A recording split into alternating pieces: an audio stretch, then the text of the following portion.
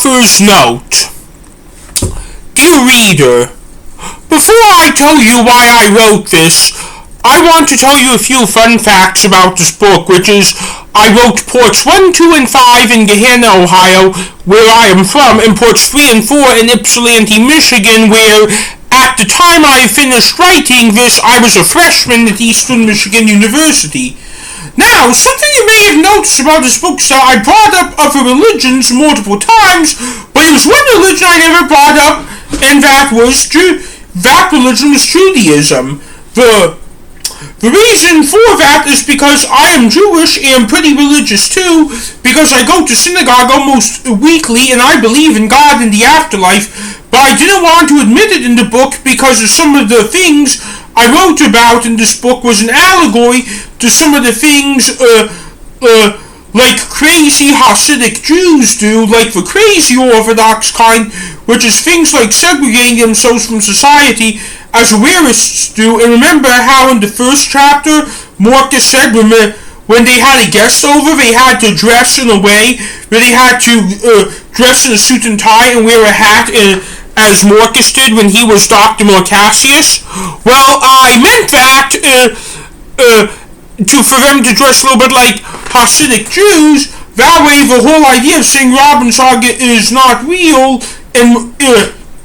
resulting in your family being done with you comes from the Hasidic Jewish idea that if you leave the Hasidic movement, your family is supposed to be done with you, which is why I personally stand against the crazy Hasidic movements, but I am thinking about becoming modern Orthodox when I become older by going to the Chabad house. I also want to say that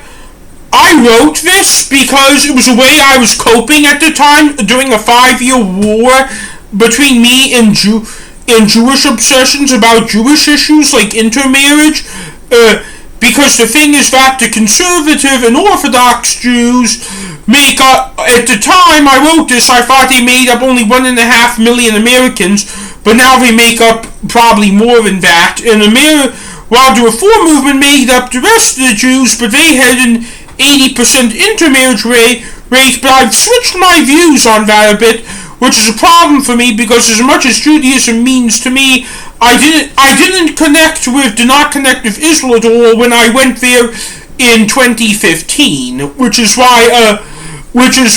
wrote this as a coping way to deal with my anxiety about staying in the United States.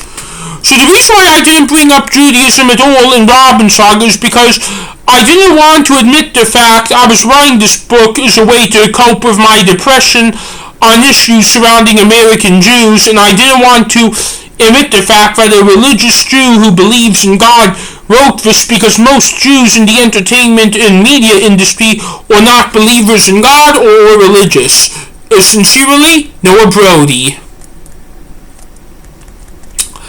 About the author.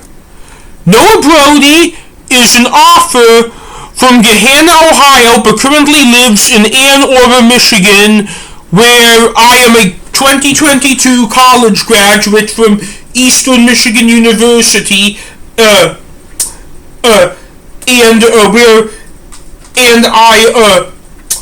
I'm currently working as a utilities worker for Aramark at Mott's Children's Hospital in Ann Arbor. In his